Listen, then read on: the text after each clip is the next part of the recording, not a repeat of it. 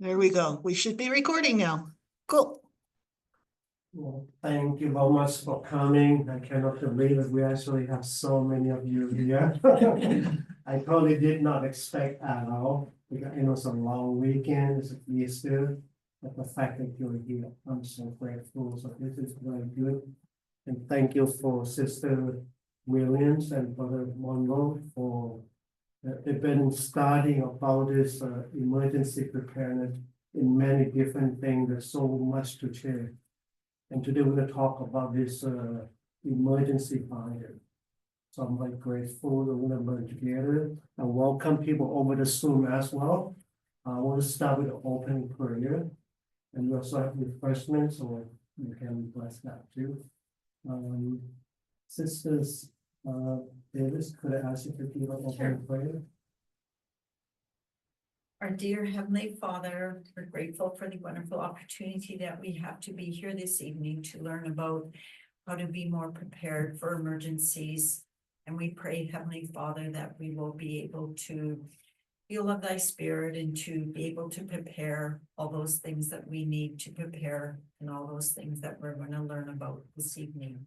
And we're thankful for Brother Monroe and Sister Williams that have been so diligent in helping us to be able to be more prepared.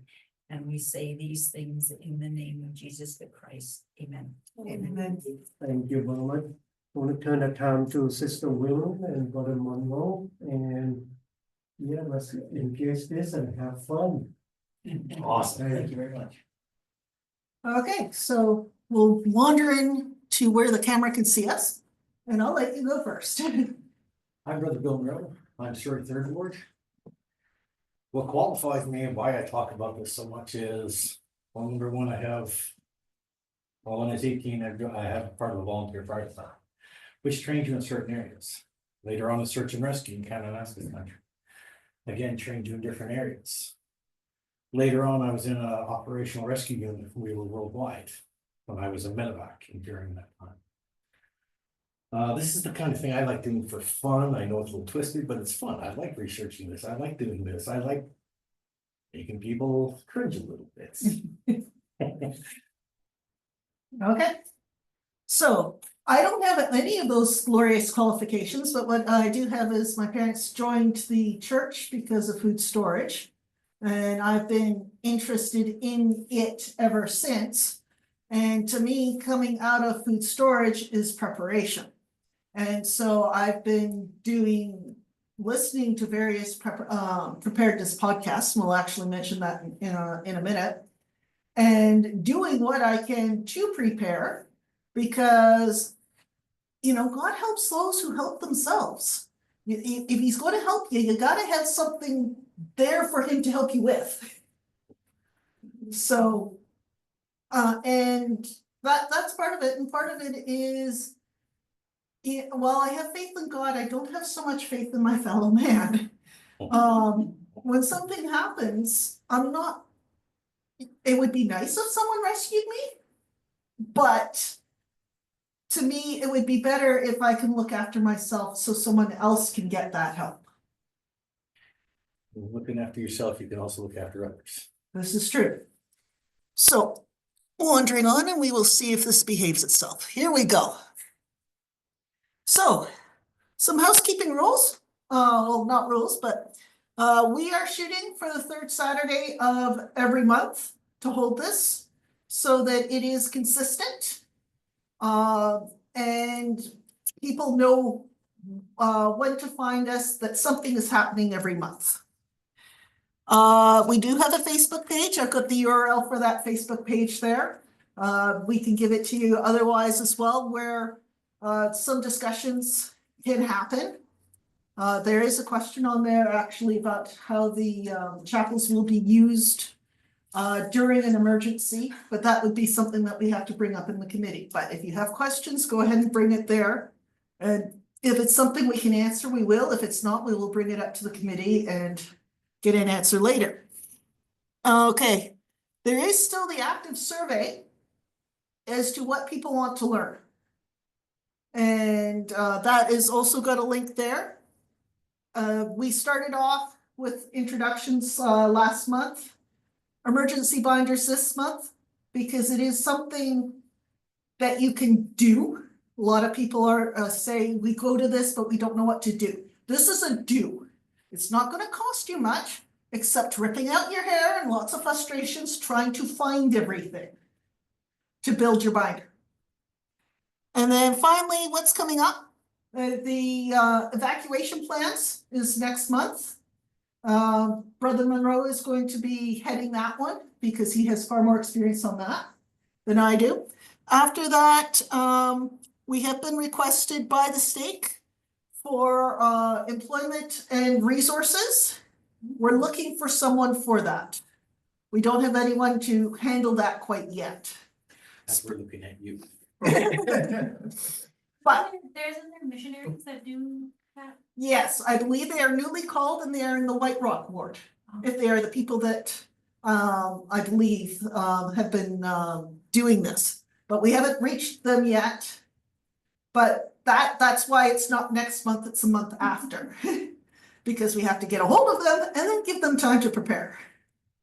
And then after that, as I mentioned, I am involved in various preparedness groups, one of which is the Prepper Broadcasting Network. The head of that network is James Walton. He has written several preparedness books, which I have listed on the screen. He has volunteered to teach July. That will probably be a Zoom only because he lives on the East Coast. But we'll see what happens. And he's going to be doing routines, goals, and challenges. So you can start doing stuff and get some momentum going. So, why should you have a binder?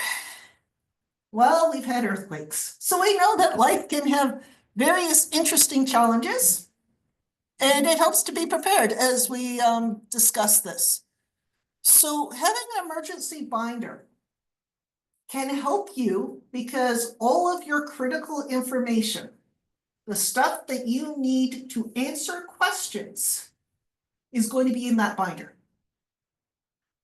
And it may help you if you need to apply for emergency services to get those services faster. Because you can prove, hey, I live here, this is who I am, I'm not a scam, etc. So, yeah, and I'll give over to you. I have a friend in Fort Nelson. It was either last year or the year before, a transformer explodes just outside of her house. The fire department 10 minutes later knocking on her door, get out now. We don't know if we can get this under control. It is spreading through and outside Fort Nelson quite rapidly. She evacuates with her kids. They go down to Fort Mac. The problem with that was that she had no identification with her. She had her driver's license. That was it. But she has 2 kids with her, no identification, nothing. So it delayed a bunch of stuff. How can we get services? And it's not like you apply for services and you get it until the time you leave. You have to reapply for it every few days. Yeah, but it's how they keep things under control. Okay, you've been able to go back, so you keep reapplying for it. So without all the critical information she needed, she had problems. She had no credit cards with her at the time, which caused some problems. She had her license with her. That was it. She had one bank card with her, which I think is what she found in her car. But she was able to get some people to help her out a little bit. But it's not like you're gonna do a whole lot with that. But after a couple, it was almost a month, they got Fort Nelson Fire under control and she was able to go home. Now, when she got home, her entire place has been trashed. So anything she would have had in her binder, like, this is also what's in my house, is also gone. Her credit cards were gone, all that kind of stuff is also gone. So now trying to call the like banking or the credit card companies, what's your credit card number? I don't know. Makes it just a little bit tougher. If you have the number, it makes it easier.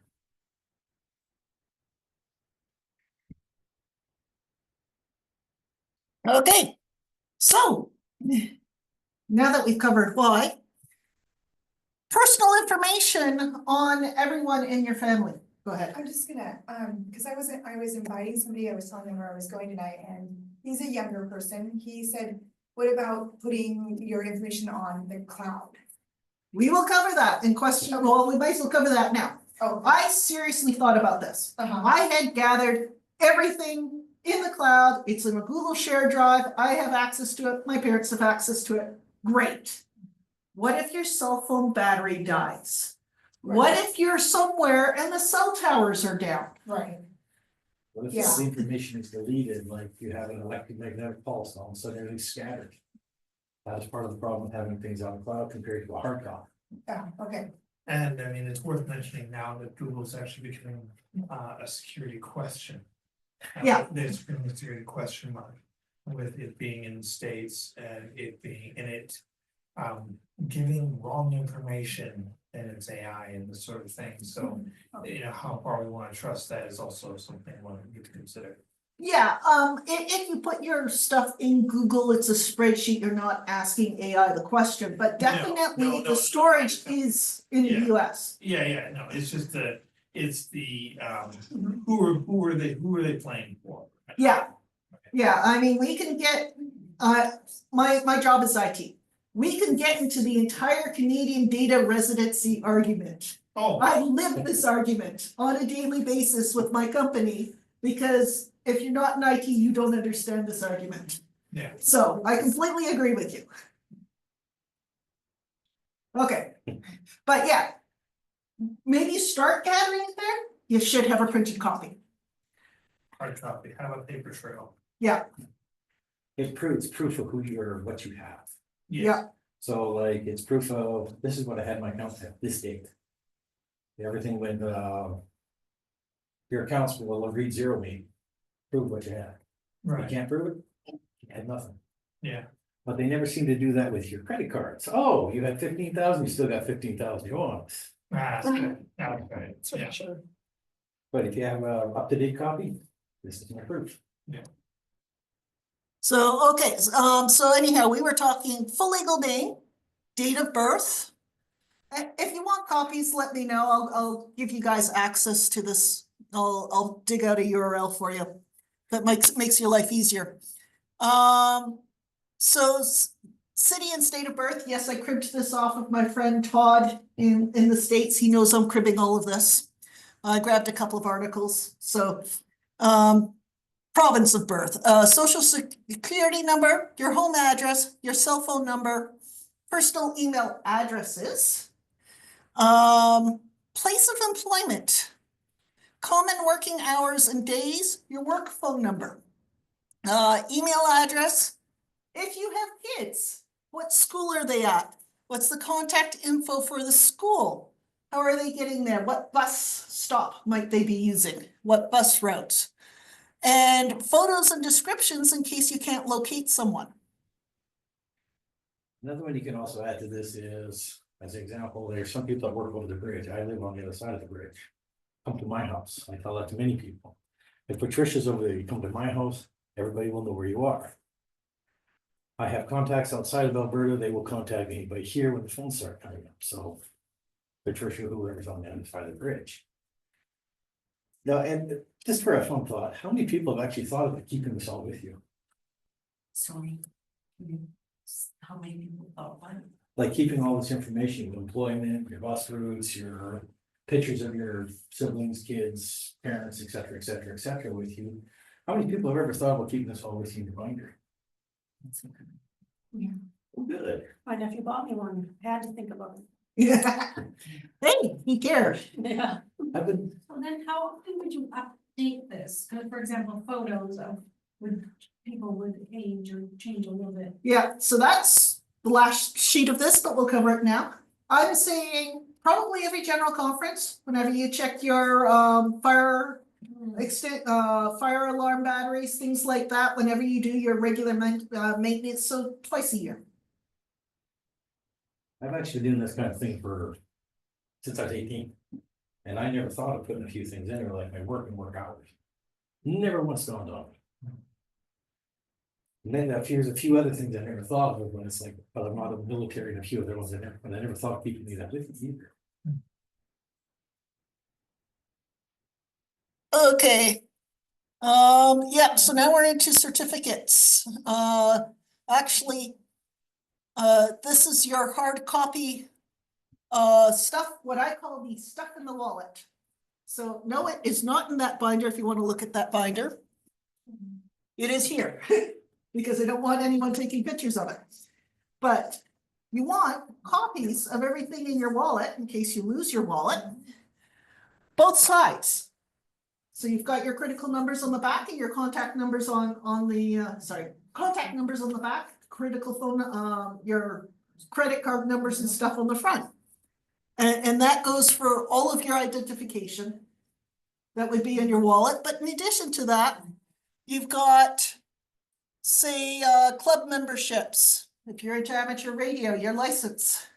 You're not worried if somebody might access your credit card number and all this information and the CVC and all that? Well, this is where, again, towards the end of the lecture, but we will cover it. Is Google secure? Do you want to keep it on Google? Do you want to have a hard copy? If you have a hard copy, you should have two. One in your house that you take when you evacuate, one with someone you trust, or a safety deposit box or something like that, so that if you can't get your original copy, you can get your backup copy. But that is your argument of against storing all of this in the cloud in case someone can access it. Well, like, what if someone broke into your house and then stole your binder and got all your stuff in? What are the chances you actually have some piece looking for a binder though? There's a TV, there's a stereo, there's radio, there's this. Exactly, Binder, oh, it's good. yeah. But the other thing I also do, and most people don't do, is I have my credit card numbers. Actually, in phone numbers. All my information is in phone numbers. If you actually understand how I think, like my brother might be able to do it. A few people could probably decipher how I do that. Yeah. But it looks like a phone number rather than like a credit card number. And I found it easy because now I can interpret it. If somebody asks me for my number, it takes me about 3 seconds. And I'd like to show that to you. That is on my credit card, my banking information, everything is on these numbers. But if you take a look at it, they don't know that. And if you call those numbers, you're gonna get somebody at the other end asking questions. So most people just assume they're updated. Oh, do those numbers actually lead to a phone number that you know, like, that you know of a person? Nope, but it's like, as an example. We'll go, and you're calling it 1-800 number, or 1-800 extension, blank, blank, blank, blank. Oh, okay. Or my number is, the phone number is 604 blank, blank, blank, blank, blank, blank. Whatever my digits I choose to are those ones that blank. Yeah, there's a simpler, cryptographical method for that is, you look at those numbers and then you just cycle them 5 forward. Or 10 forward or whatever, so that it wraps. Right? Whatever makes your math easier. Exactly, Whatever whatever, works for your brain. yeah, Yeah. exactly. Exactly, you're encrypting.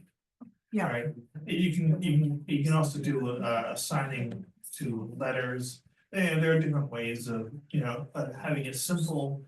Decrypting method that you can just remember that's it, that's the rule for all of them, but if someone has that information, they're not gonna know. Yeah. Right, so that's one way of protecting it, If you make it difficult, believe it or not, something difficult, it's easier to figure out than something simple. that's right, Because nobody thinks, oh, it would be easy, nah, you can never do that. that's right, that's right. Okay. I was just thinking too for email addresses, cause like, if you have one that, like we all have like an email address. Yeah. Maybe we get multiple email addresses, and how many times do we write those passwords down, because we've got more than one email address, so I don't know. Is that something also that you would wanna, Okay, so passwords is a whole other discussion. okay, And I will say, go for a password manager. Yeah. You remember one password that is for your password manager, and there are several good ones and several not so good ones, and as I said, I'm in IT, I could go on about that for a bit, but find a So- password manager. It's probably better just to stick with the email address that you know the password. And Yeah. Don't worry about that. Yeah, but you can get paper books or books that have, where you can write all your passwords down. Yeah. Yeah. she's saying it's- Yeah.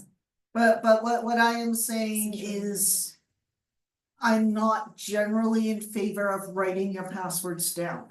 Yeah. You have a password manager and you have a unique password per whatever it is you're connecting to. Whether that's a website, whether that's an email, whatever it is that you're trying to connect to should have a unique password. That way, if that site is ever compromised, only the one password is compromised, not all your passwords for all sites.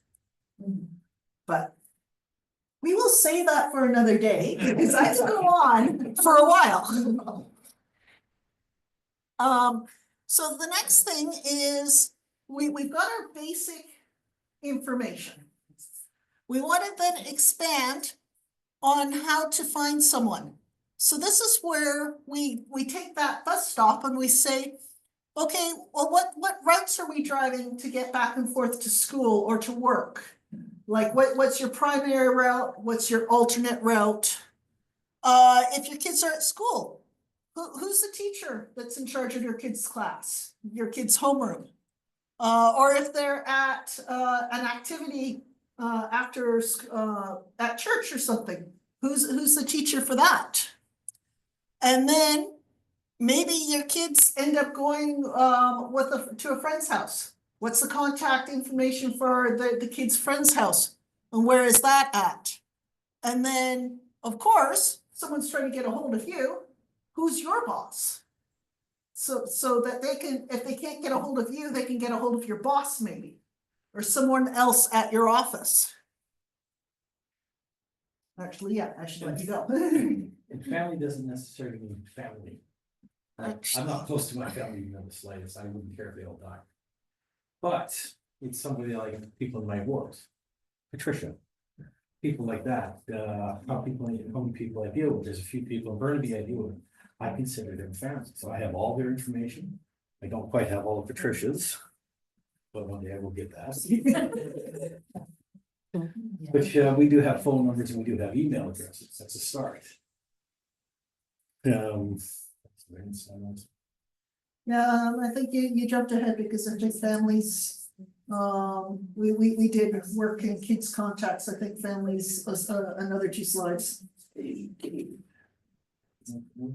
Yeah, Worst case scenario. yeah, you're a couple slides ahead. Sorry, that's okay. We're all amateurs here, believe it or not. Medical information. And this was fun. Because my husband goes to his doctors and he gets information from his doctors and I might get a little bit from him. So, part of this was an exercise for myself to build the binder and to actually get the medical information, prescriptions that people are on who are their specialists if they go see a specialist, and contact information for that. You want to gather all of that together. In cases like me, I don't have any prescriptions, no nothing. I'm in pretty good shape, so I don't even actually have a family doctor. So mine's pretty easy, nothing there. And then banking info. Where are your accounts at? I do most of my stuff at one bank, but I get our RSPs through the office. That's at a completely different bank. I've got other RRSPs that are through someone from 2 jobs ago. That's still a completely different bank. So gather all of this information together, your mortgage information. And any loans you might have and the account numbers associated with that, if you've got a car loan or something. So this kind of stuff when my mom passed away would have been really handy to have in a binder. When she passed away on a sudden. And we dealt with what we thought were all her affairs. And then as we're going through, it's like, well, where'd this come from? Where'd this one? It's like we're just going through the paperwork. It's like, wow, Mom, make life easy for us. we were almost another week trying to just get everything separated from that, and that was almost 5 years after she passed. If we'd have known that, we'd have dealt with it at the same time. So this is also another thing your binder can deal with. Pets, if you have pets. So, you know, I'm going to say it, treat them like your kids. Many of them do treat them like your kids. Just like you gather information on your kids, gather the same information and pictures on your pets. So that they can be tracked. And the disposition of the pet is, are they friendly? Are they hostile to people? Are they scared of adult men but great with adult females? I've seen dogs like that. And so you want to know. Particularly if your pet has somehow gone missing. Very helpful to have decent pictures of everyone that you care about. Because you know, I can just imagine going up to a police officer. My husband is missing. He's about yay high. He's got brown hair. He's kind of balding and brown eyes. And he's like, okay, and you have now matched 75% of the male population. Let's work on this a bit more. Two of us right in here. Exactly. Whereas you could just give them this piece of paper and from your binder. Give them a piece of paper for your binder with a picture on it. A lot of problems are solved. But unlike her husband, we can also chip your pets. Yes. You can't chip them. That's okay. And on your Chipping the chip, husbands would be frowned upon. Yes. All those sometimes we need it. the chip on your pet would be one of the greatest things, because now they can track it, and if somebody actually does come by it and electronics is working, oh, scan, oh, it's his sister or brother blank. All the information, make sure you keep that updated also. I'm sure the veterinarians just love it. Oh, wow, Dean, wow, that phone number changed 5 times ago. Well, that address was in Ontario 5 years ago. Okay, so your house or where you live, address and shipping address if it's different. If you own it, copies of your paperwork proving that you own the place. Your mortgage information if it's under mortgage. I don't know if you need the homeowner's policy declaration or not, but that was, as I said, an article from the US. And then, Have the better. more importantly, photos of where you're going to shut off your gas, water, and electricity. My water shut off is in the crawl space. Now, when I bought my house, it wasn't until I had the house inspected that I knew the place even had a crawl space. Because stuff had been piled on top of it in the closet. Now, because of the age of the pipes, I actually had to have the place repiped. And when I did that, I moved the water shut off close to the entrance to the crawl space, because previously it was 10 feet, you know, in a dark, dusty Yeah, place. crawl all in there. You had to crawl in there to get to the old water shut off. So that was one of the things I did when we had to replace all the pipes. Electrical panel, that one was obvious, that's in the garage. The gas shut off, again. My house inspector did it when he inspected everything, he tagged all the master shutoffs. So I went looking for the switch for my gas, and it's hidden behind my hot water tank. Nicely tagged, but if I hadn't gone looking for it, and if he hadn't tagged it, I wouldn't have known. So that's the water shut off, the gas shut off, And electricity. gas, water, electricity. All the utilities to your house. Know where your master shutoffs are. And if you don't know where they are, a house inspector will tell you where they are. They will find it, but you probably don't want to pay that much. But figure it out now rather than freaking out later, and take a picture. And if it requires a tool like gas often does, because you can't twist that with your hand, have the wrench there. I helped a person with their house, and Like I said, can you turn out your hand over, you can see the wrench here. You're not gonna go walking through your house or your neighbor's house, hey, you got this wrench, so I can actually shut my gas off, and this gas is pouring into your house, that's your example. Yeah, I'm unfortunate, it's got a big lever on it, worst comes to worst, I pick it with a foot, but. It, you know, whatever works, okay, and then as part. So they're changing all the gas meters now, and they will be, able to be shut off by the computer. Yes, and that's great, unless you've got such a mess going on. That for whatever reason, they can't get to it. In No, which they case, won't, because we won't have one that they have to come and read or shut off. They'll be able to control it on the computer. I just got a notice. yeah, but. And I don't have that notice, so, And that's the thing, there are a lot of properties that won't have that upgrade. yeah, it's gonna take them a while to do that upgrade.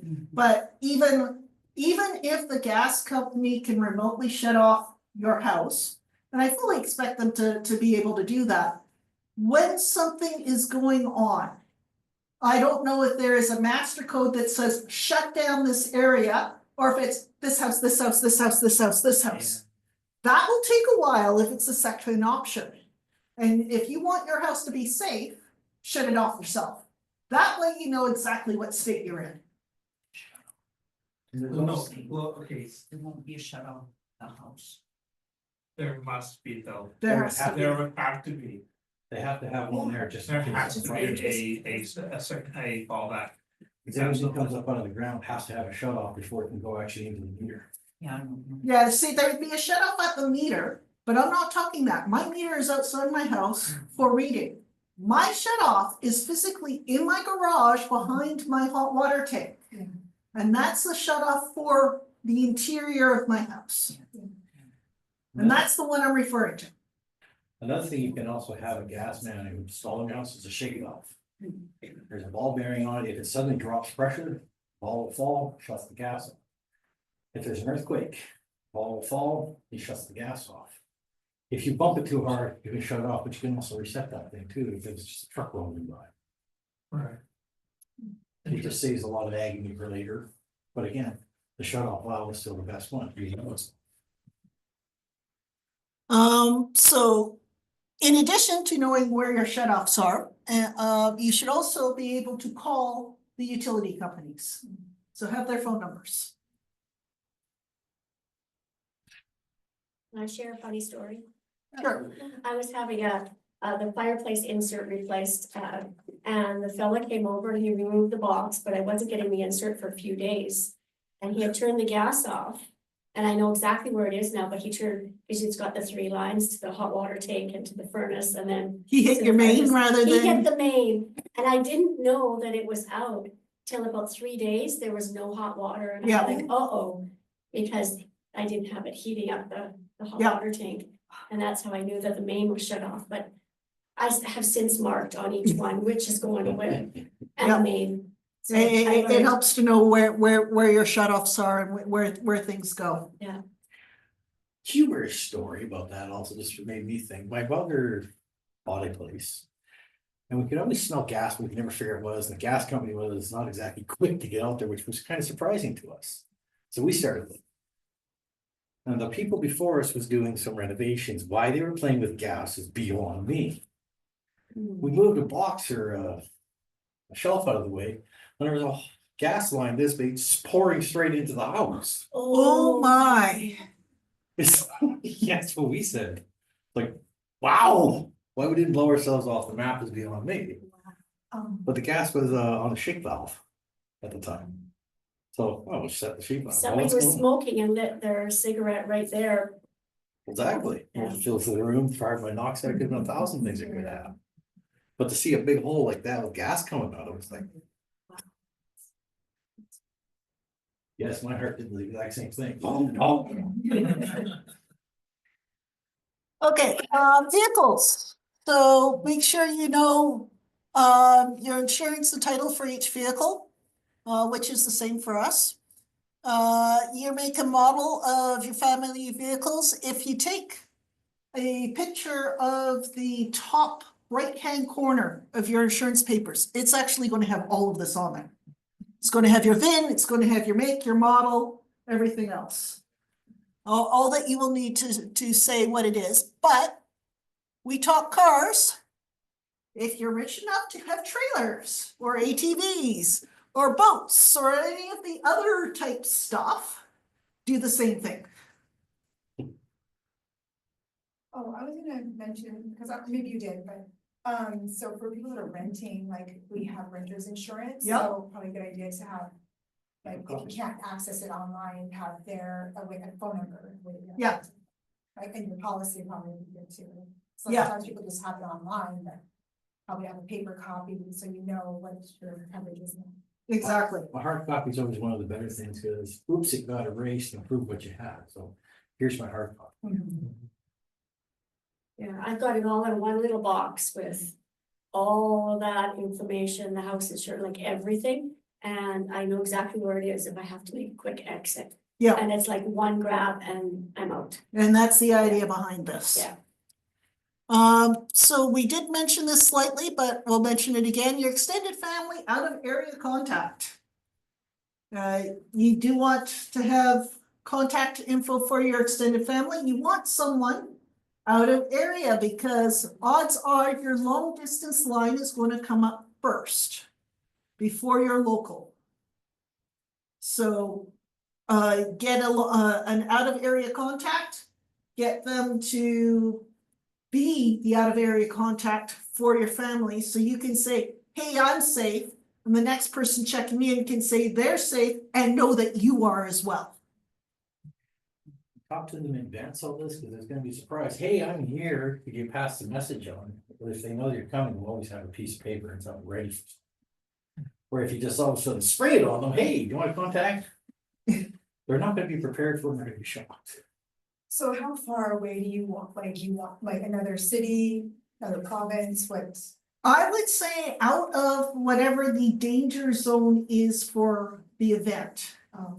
Now, if we're calling the event for this area is the Cascadia subduction zone, which goes from, I think, Mexico, all the way up through California, Oregon, Washington State, up through BC on the, I believe it's the other side of Vancouver Island, and all the way up to Alaska. That's what, yeah.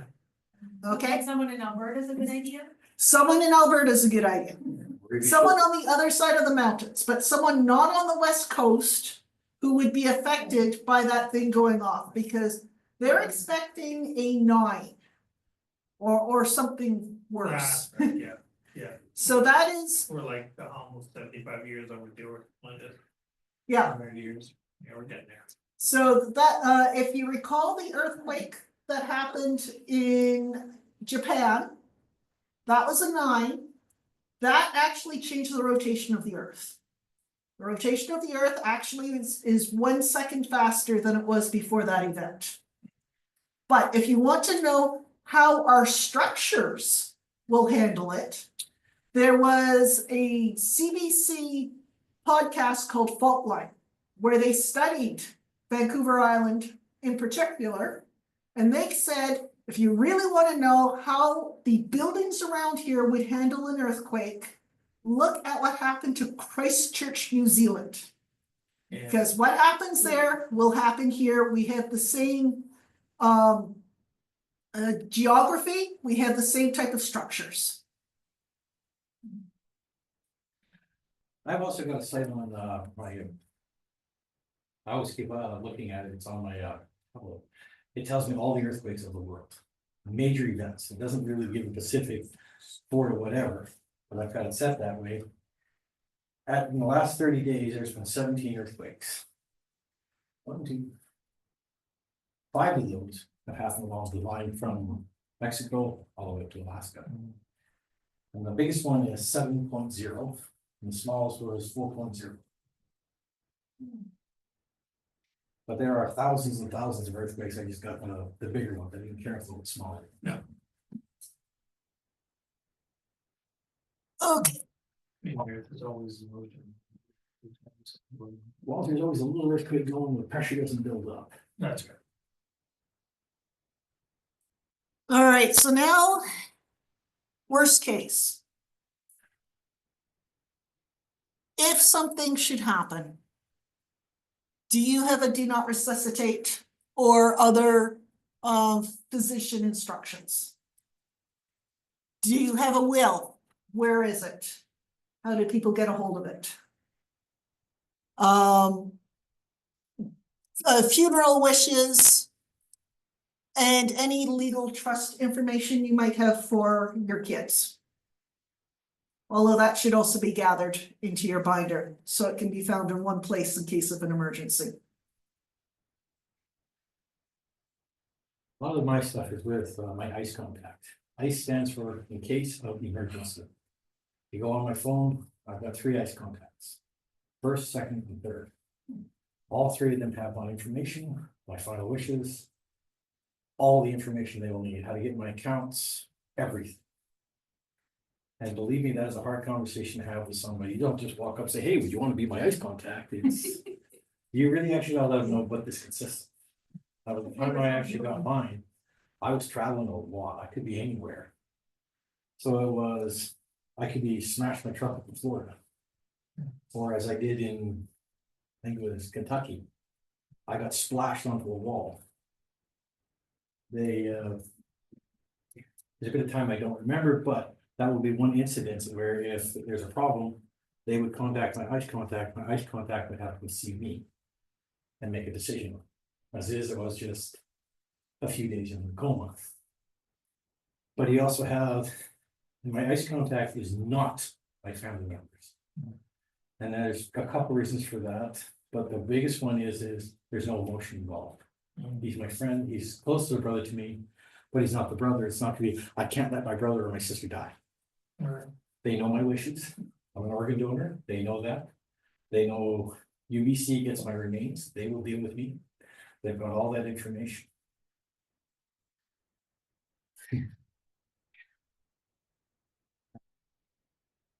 Now, people also chuckle when I show them a map. Worst case scenario means nothing can be else be seen. That also includes your digital devices. You're not gonna have a map. That's why I actually have a map. Worst case scenario, everything's flat. You can actually tell where you're at.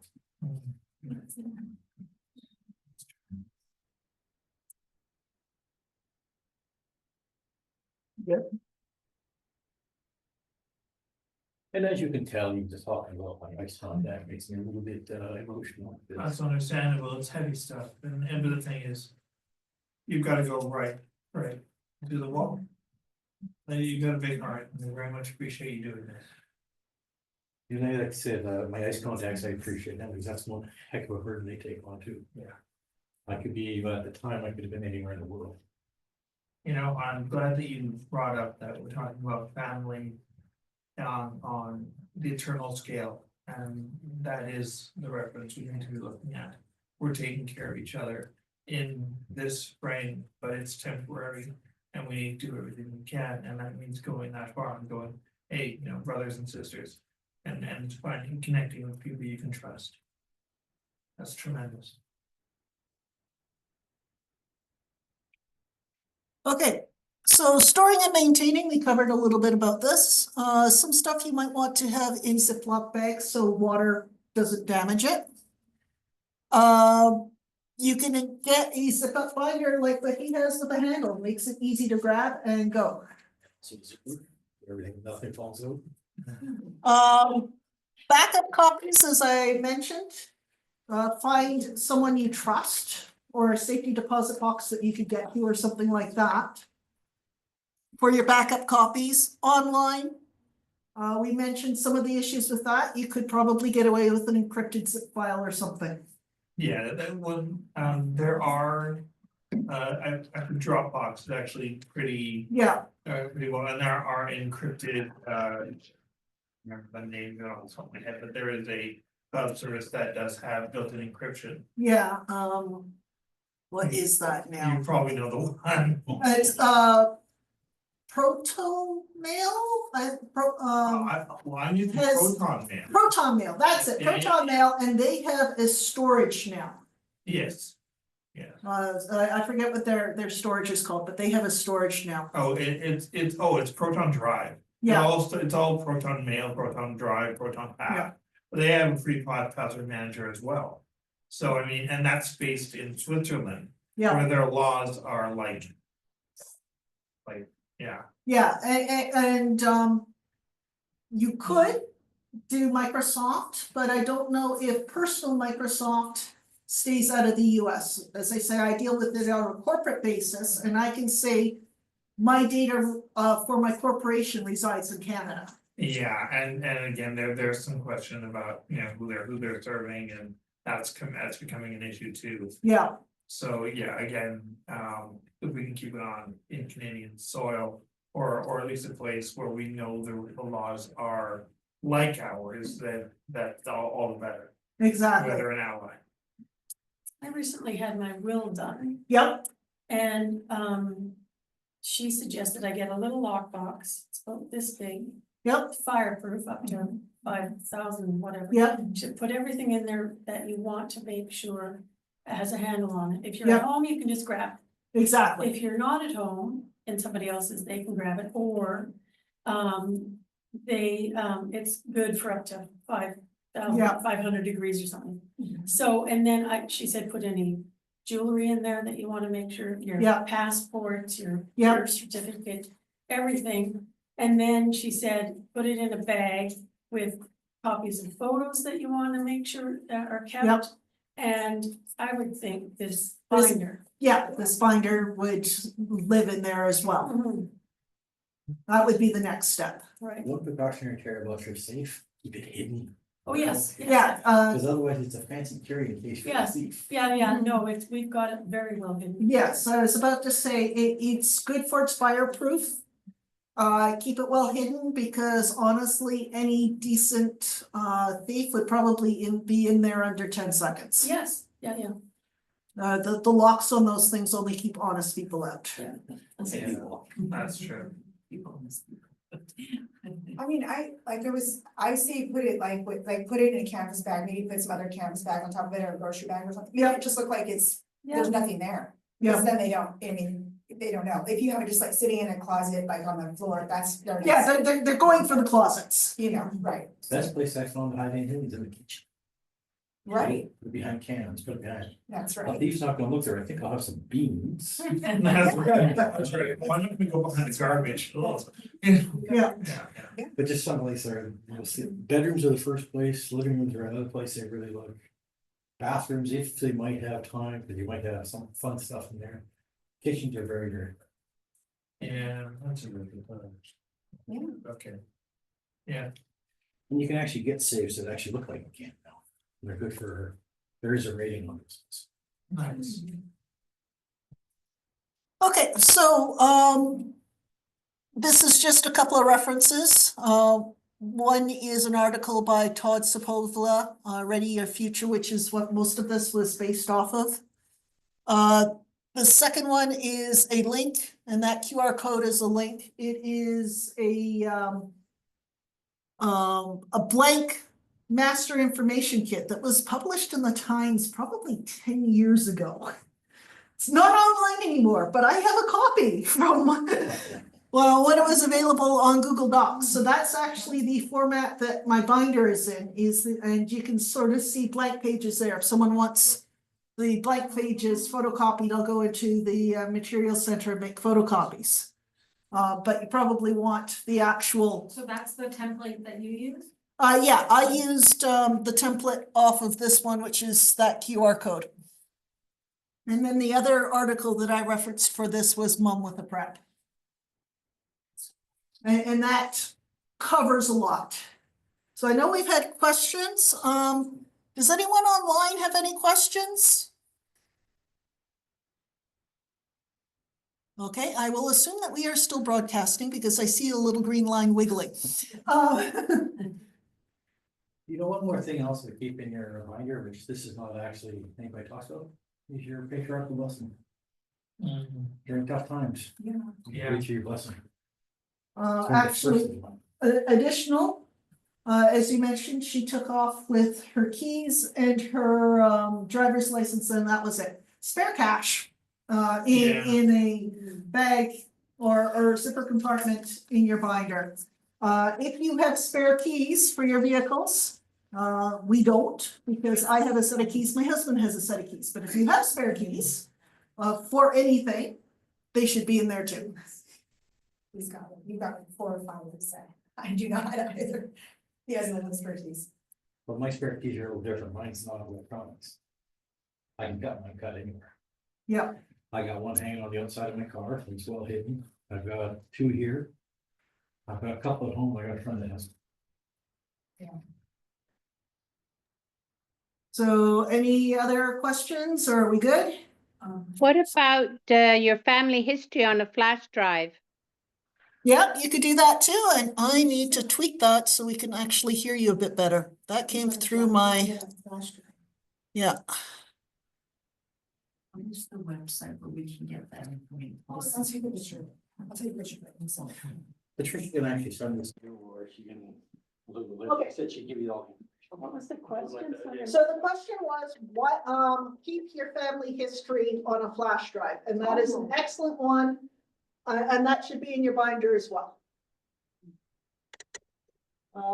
Any other, questions or comments from anyone?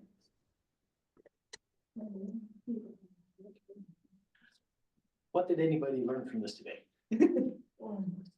I better get started before I don't. Just got started. One of the reasons why this is the second lesson is I absolutely hate building this binder. Yeah. You know, it's like, where is this? Where is that? Okay, photocopy this, print that. This is way out of date. This is way out of date, yeah.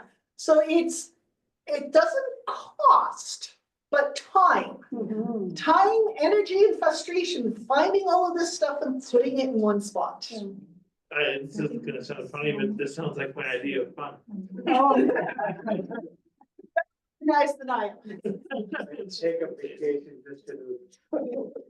Well, I'm a novelist, so I'm used to doing compiling people's information and their character, all that kind of stuff, and world building. So this is world building with the people that I care about. So hey, you know, it fits into that category, you know. And so, and also it's showing care to the Yeah. people I care about. So for me, that's right up my alley. Good. Obviously know who's gonna do it in your family. Yes. Fully teamwork is. And actually, you could actually have a couple of these hanging on, it's just paper. Yeah. So if that one got destroyed, you still got a second one, your friend has one at her place, whatever. I took a course, I think a year or so ago of exactly of putting this binder together. And spare keys was another one, Yep. right? They said. Well, this is homework because next class, evacuation plans.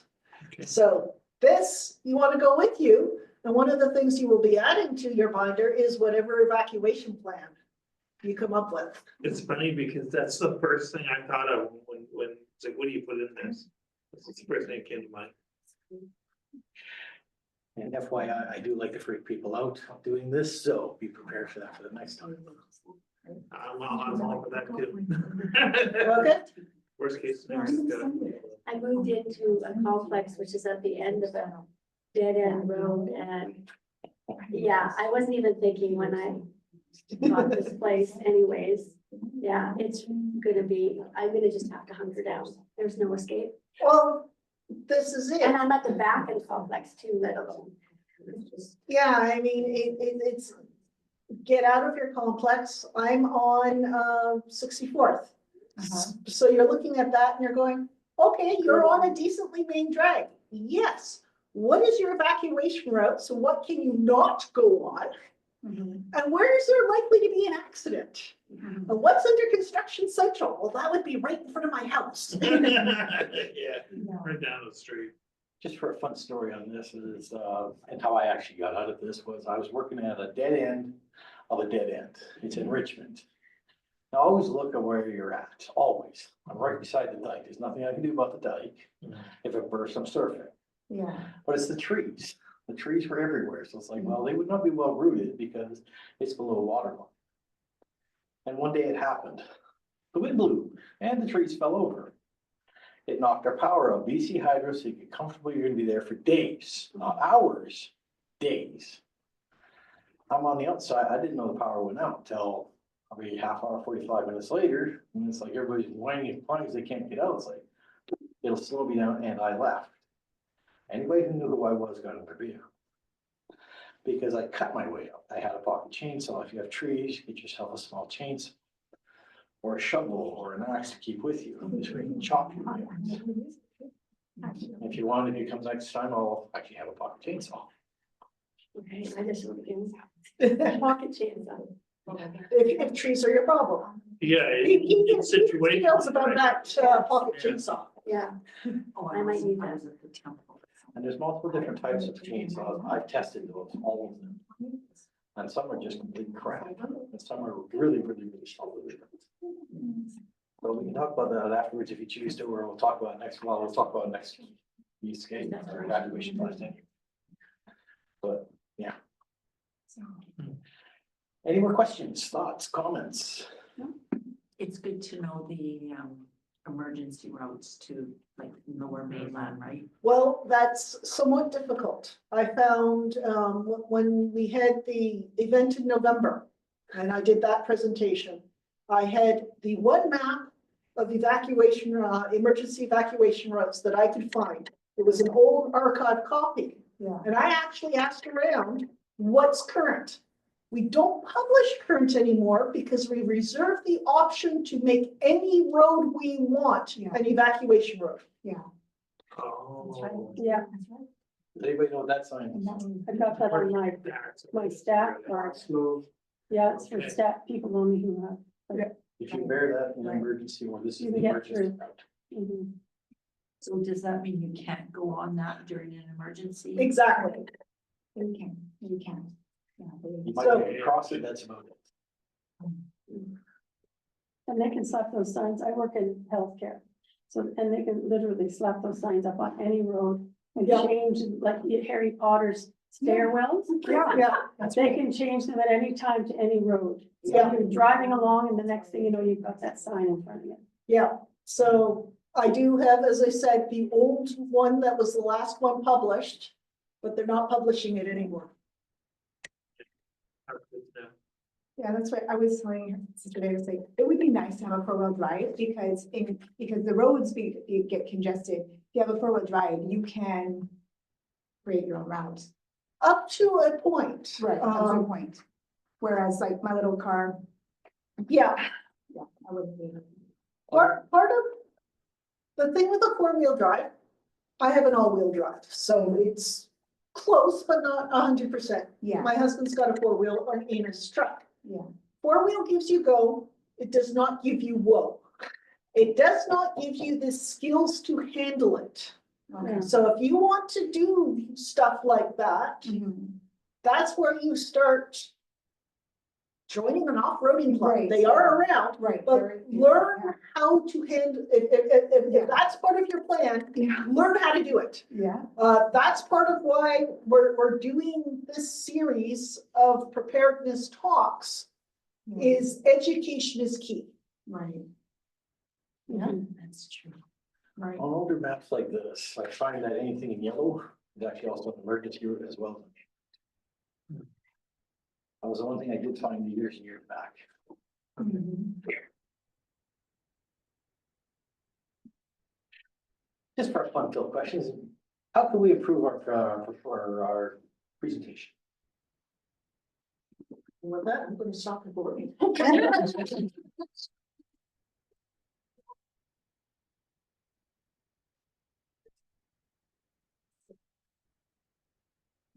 You sure you want to stop recording? Yes. So, Because at some point you're gonna put this on, twice a